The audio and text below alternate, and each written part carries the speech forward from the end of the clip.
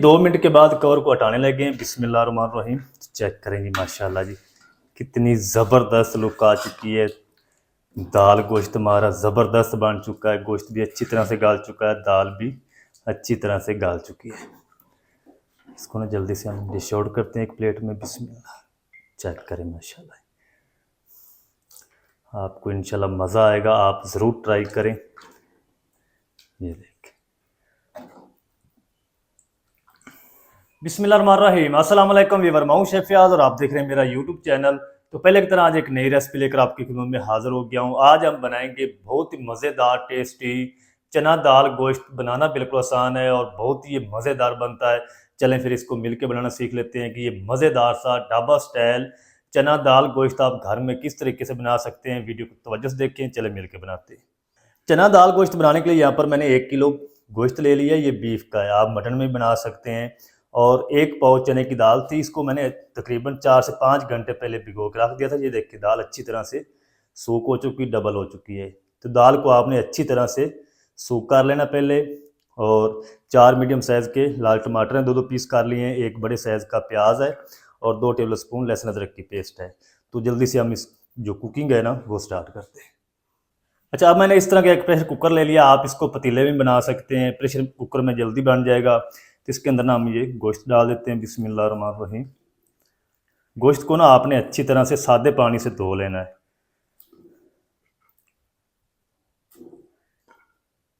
चले, इसी के साथ हम प्याज भी डाल देते हैं, टमाटर भी डाल देंगे। अच्छा, 2-2 पीस मैंने इसलिए किए हैं ताकि बाद में इसके जो छिलके हैं ना वो आसानी से रिमूव हो सके। लहसुन अदरक की पेस्ट भी डाल देंगे। चले, अच्छा अब हम ना इसके अंदर कुछ पाउडर मसाले शामिल करते हैं। 1 टेबल स्पून धनिया पाउडर, 1 टीस्पून लाल मिर्च पाउडर, ये अपने टेस्ट के हिसाब से शामिल कर लें। 1 टीस्पून भुना कूटा हुआ ज़ीरा, आधा टीस्पून हल्दी पाउडर शामिल कर देंगे।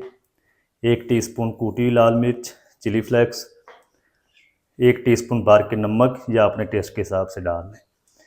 अब हम इसके अंदर शामिल करेंगे 1 कप घी, आप कुकिंग ऑयल भी इस्तेमाल कर सकते हैं। चलें, एक बार ना अच्छी तरह से सारी चीज़ों को मिक्स कर लेंगे। अच्छी तरह से मिक्स कर दिया है। अब हम ना इसके अंदर पानी डाल देते हैं। तो पानी हम इसके अंदर 2 कप शामिल करेंगे। अगर आप पतीले में बना रहे हैं तो फिर आपने 1 लीटर पानी डाल के इसको 40 से 45 मिनट तक पकाना है। तो ये प्रेशर कुकर है, इसके अंदर जल्दी गल जाएगा। चले, अच्छी तरह से फिर से मिक्स कर देंगे। तो दाल गोश्त आप इस तरीके ज़रूर ट्राई करें, इंशाल्लाह आपको मज़ा आएगा। चलेंगे, ऊपर से हम इसको कवर कर देते हैं। अच्छा, फ्लेम को ऑन कर देंगे।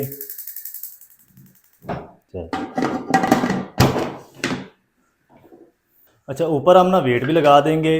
विसल स्टार्ट होने से पहले फ्लेम को हम बिल्कुल हाई रखेंगे। जब विसल स्टार्ट हो जाएगी ना तो उसके बाद फ्लेम को मीडियम टू लो कर देंगे और 15 मिनट तक हम इसको प्रेशर देंगे। जो बाकी 5 मिनट है ना उसके साथ हम दाल को डाल के फिर हम प्रेशर देंगे 5 मिनट। तो 15 मिनट तक मैं इसको प्रेशर दे लूँ, फिर मैं आपसे मिलता हूँ।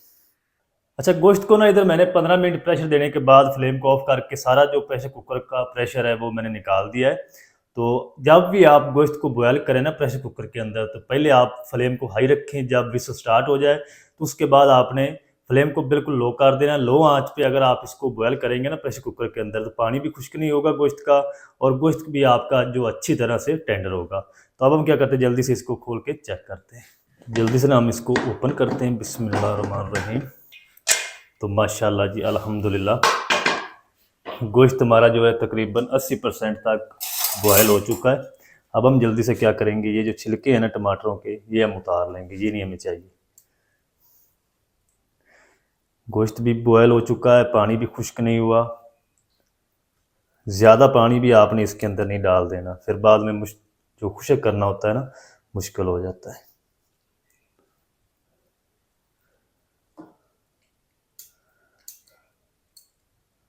सारे छिलके उतार के फिर हम क्या करेंगे, इसको अच्छी तरह से चिमटे की मदद से मैश कर देंगे।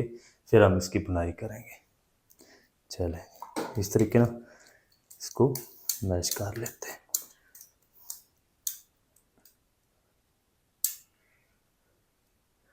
छिलके अगर इसके अंदर टमाटर के हो ना तो जो लुक है ना वो नहीं अच्छी आती। अब हम क्या करेंगे, फ्लेम को ऑन करेंगे बिस्मिल्लाहिर्रहमानिर्रहीम और इसको 3 से 4 मिनट तक भून लेंगे ताकि टमाटर अच्छी तरह से मैश हो जाए, प्याज भी मैश हो जाए, इसकी ग्रेवी बन जाए।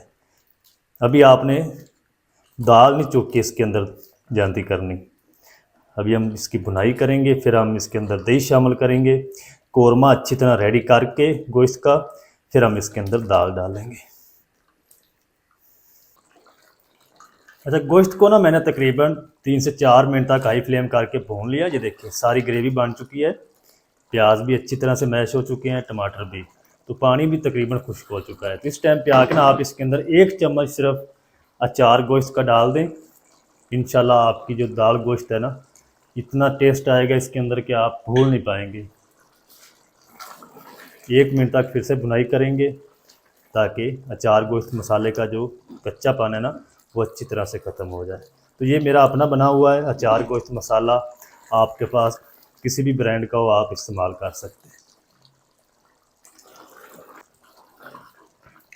अचार गोश्त मसाले को भी ना तकरीबन 1 मिनट तक भून लिया है। जो घी है वो अलग होना स्टार्ट हो चुका है। तो इस टाइम पे आके ना हम क्या करेंगे, फ्लेम को लो कर देंगे। लो फ्लेम करके इसके अंदर हम 1 कप दही शामिल करेंगे। अच्छी तरह दही को फेंट लेना है। फ्लेम को आपने लो रखना है, नहीं तो दही जो है वो फट जाएगी। अच्छी तरह से मिक्स करेंगे। मिक्स करके फिर हम फ्लेम को तेज़ करके दही का पानी खुश्क होने तक हम इसको पका लेंगे। चलेंगे, अच्छी तरह मिक्स कर दिया, फ्लेम को तेज़ करेंगे और दही का पानी खुश्क होने तक मैं इसको फिर से पका लूँ, फिर मैं आपसे मिलता हूँ।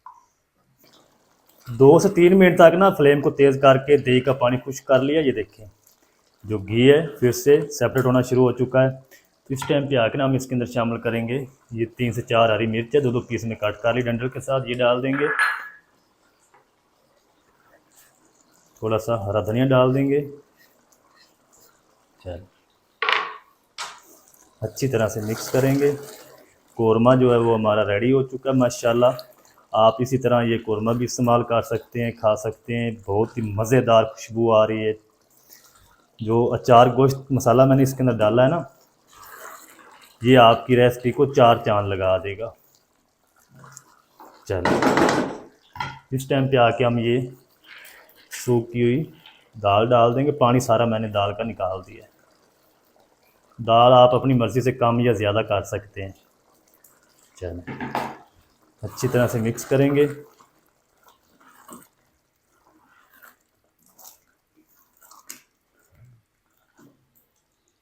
चलिए, अच्छा दाल को बॉयल करने के लिए ना आपने इसके अंदर गर्म पानी का इस्तेमाल करना है। तो 2 कप हम पानी इसके अंदर और शामिल कर देंगे दाल को गलाने के लिए, क्योंकि 5 मिनट के लिए हम इसको प्रेशर लगाएंगे। चलें, अच्छी तरह से हल कर देंगे। चलिए ऊपर से हम इसको फिर से कवर लगाएंगे।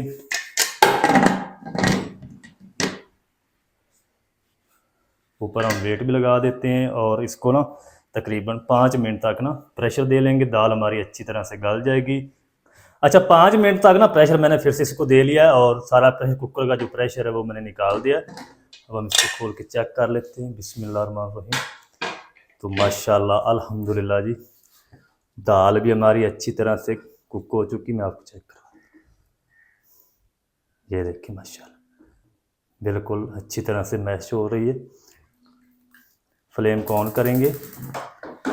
इस टाइम पे आके ना हम इसके अंदर शामिल करेंगे 1 टीस्पून गरम मसाला पाउडर।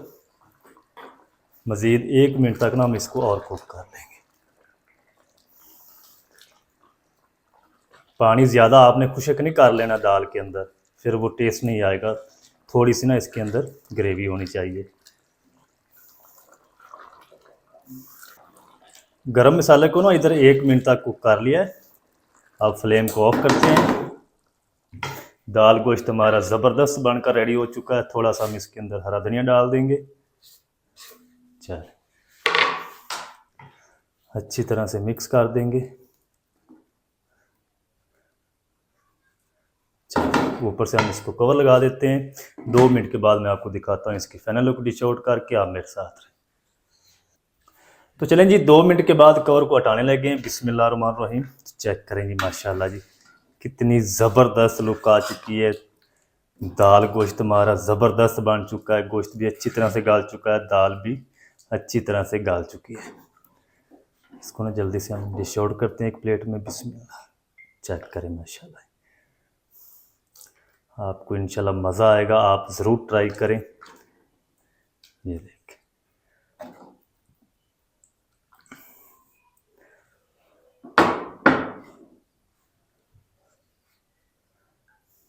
ये देखें माशाल्लाह।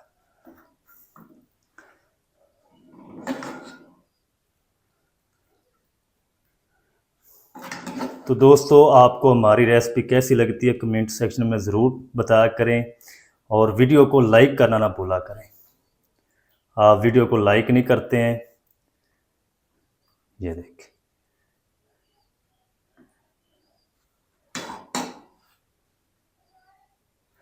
तो दोस्तों ये थी हमारी आज की रेसिपी, दाल गोश्त। आप घर में ढाबा स्टाइल मज़ेदार किस तरीके से बना सकते हैं, तमाम तरीका आपके साथ शेयर कर दिया। वीडियो अच्छी लगे वीडियो को लाइक कर दें, चैनल पर नए तो चैनल को भी सब्सक्राइब करके बेल आइकन को आप प्रेस कर दें, ताकि इस तरह की हर नई आने वाली वीडियो आप तक पहुंच सके।